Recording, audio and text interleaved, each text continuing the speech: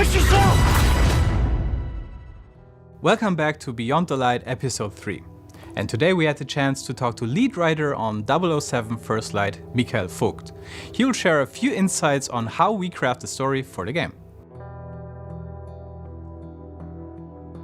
My name is Michael Vogt. I am the main writer on 007 First Light, and I have been with IO for 14 years.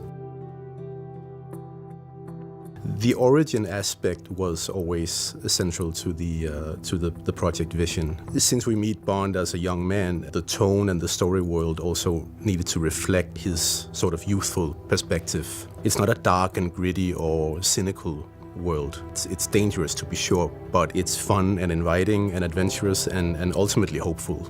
He's not jaded yet. So Bond is experiencing this hidden, exciting world of espionage for the very first time. Of course, we want to convey a sense of bright-eyed wonder here. There's this trope of the hero who walks away from explosions, right, because he's so cool. But the reason heroes walk away from explosions is because they've seen so many of them. But this is Bond's first outing, and he's 26 years old, so I think he's going to want to turn and watch that explosion. Many of the aspects that you associate with James Bond is already there as innate qualities. He's incredibly charming and charismatic, and he's audacious. He's very cool under pressure, and of course he's insanely capable and resourceful. And there's a ruthlessness to him when the situation requires it. Emotional distance, or at least a reluctance to deal with emotions. He's not the suave connoisseur either who knows everything about champagne and wine and fancy cars. I think that will come with age and experience. But because he's a young guy, there are also some traits that we haven't really seen before. There's an innocence to him here. He's quite trusting and earnest and idealistic even. And traits that you sort of sense will probably not survive this job for long, even if he does. Belonging is definitely a theme in this story. He's a young man who hasn't found his place in the world or his purpose yet. What does it mean to be a 00 in this age, and does the world even still need them? Will heart and intuition even matter, or can technology just do everything better? So in that sense, the story reflects the times that we live in, which is also something that Bond stories have always done. So this youthful take also informs some of the gameplay choices that we make. For instance, we have a bluff mechanic, something Bond can do to get out of a tight spot, because we felt that that's exactly the sort of thing a young James Bond would do. Agent 47 in Hitman, he plans meticulously, but Bond is not somebody who plans meticulously. He's very impulsive. He just goes in and he wings it. When we start out in a pre-production, we make a story outline that looks pretty much like a feature film, only it's a little bit more elastic.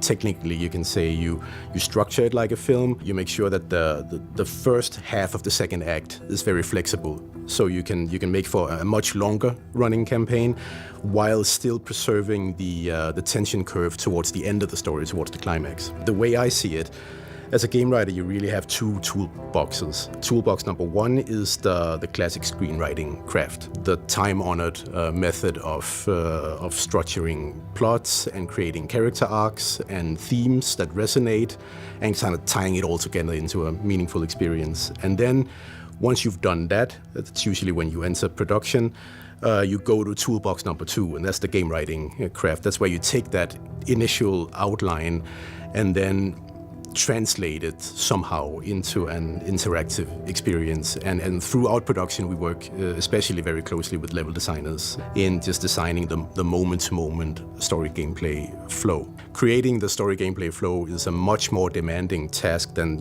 simply writing a classic story outline, and it takes 50 times as long. As writers, we are schooled in classic storytelling. So in a way, you can say a linear story-driven action-adventure like First Light is actually closer to home than, say, a big, sprawling, non-linear, gameplay-driven beast like Hitman. So I don't think we actually, as a team, had to adapt that much. It's kind of within the comfort zone of what we're trained to do. The bigger challenge was to figure out how to make a forward momentum game while still preserving, the things that make an IOI game an IOI game. So the story is about how Bond becomes a 00. So we are going to put him on a trajectory, but we're not going to resolve the character in this game. I think To me, Bond is someone who clearly grows and evolves, but he's not somebody necessarily who changes fundamentally.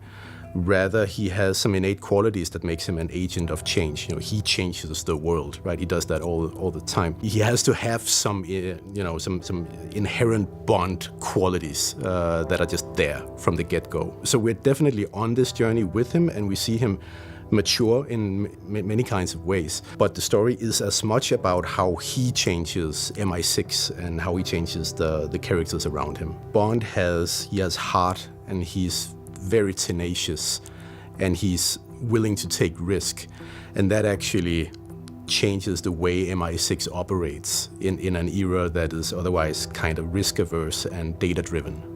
Our Bond definitely leans more on other people than we're used to seeing. One, because he's not a seasoned agent yet and he's still learning the ropes, and also because games are fundamentally different from film in that players spend a long time alone on the sticks. So you do need that supporting cast to communicate story, really. So Bond has a number of strong relationships throughout the campaign, some known and some new, and they each kind of affect him in different ways and play a role in how he develops as a character. As a player, especially an IOI player, you want as much agency as possible, and we want to give it to them, obviously. At the same time, we do need players to feel like Bond at all time. In Hitman, you are kind of able to go spectacularly out of character at any given moment, but you can't really do that with Bond. That feels wrong. He's too established. So the way we approach choice is not about branching, it's about improvisation. So your Bond can be more of a brawler, or he can be clever and talk his way out of situations, or he can stealth around and use gadgets, and those are all valid choices. So we use choice as a way for players to feel clever and to think on their feet like a proper 00 agent, but without ever actually breaking character.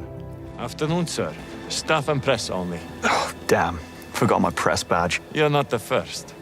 You'll see sometimes in the game we're able to enter a dialogue tree with different characters. And the way we use it is, again, not about branching, but it's about that there's usually one option that's mandatory, and then the others are for world building. So it's simply about how interested are you in this world, in this situation, in these characters. Part of the creative approach is also eavesdropping, especially in a social arena. There are a lot of similarities we did in Hitman, where you have to listen in on conversations, to obtain hints, and unlock opportunities to solve a certain objective along the way.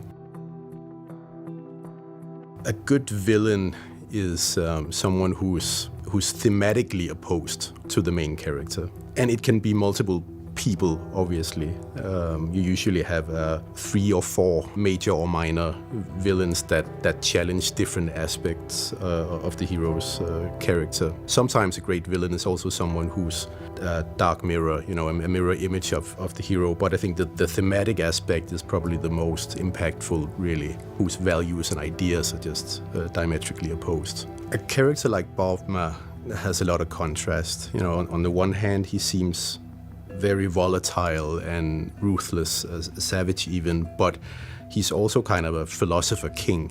He's very thoughtful and eloquent. And ultimately, I think what makes him interesting and sympathetic is that he is someone who's really trying to build something from nothing. You have to respect that, even in a harsh environment. He's someone who thinks that the sky's the limit. We have some really great actors and a fantastic ensemble cast that hopefully players will really fall in love with. And of course, the story is clever and intriguing, and I'm very proud of it, but I do think games are more like TV series than film in the sense that it really is characters who drive engagement ultimately.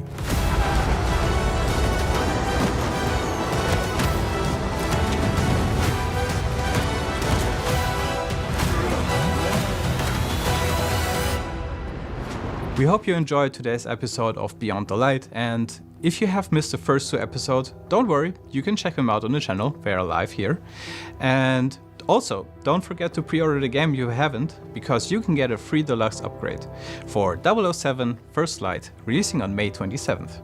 See you next time. Agents have very short life expectancy. And if you do get caught, we will deny ever having heard of you. How does that sound? When do I start?